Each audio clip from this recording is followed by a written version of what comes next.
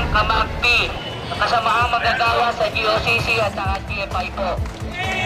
Dala ang ataol na pinangalan ng Ben Epicio, nangalampag ang iba't ibang unyon ng Government-Owned and Controlled Corporations o GOCC sa Menjola. Ang hiling nila, ibalik ang tila pinatay na benepisyo ng Governance Commission for GOCCs para sa kanila. Hindi kasi pinayagan ng Commission on Audit ang rekomendasyon ng GCG sa benepisyong legal para sa mga kawani ng GOCC.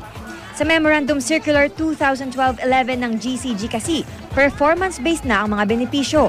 Sana raw ay wag munang tanggalin ang mga benepisyo habang hindi pa natatapos ang adjustment sa kanilang mga sweldo.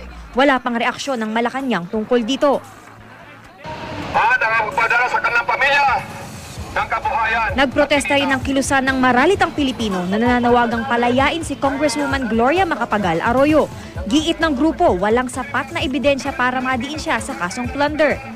Binatikos din nila ang mga pasaring ni Pangulong Noynoy Aquino sa kanyang mga talumpati sa Laos at New Zealand.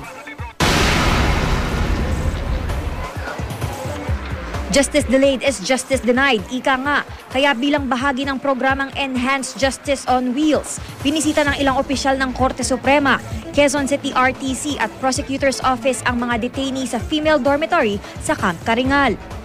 Dito binigyan ng pagkakataon ng mga detainee na magtanong tungkol sa legal process, kabilang ang mga pwedeng gawin kung naaantala ang paglilitis ng kanilang kaso. Athena Imperial, GMA News.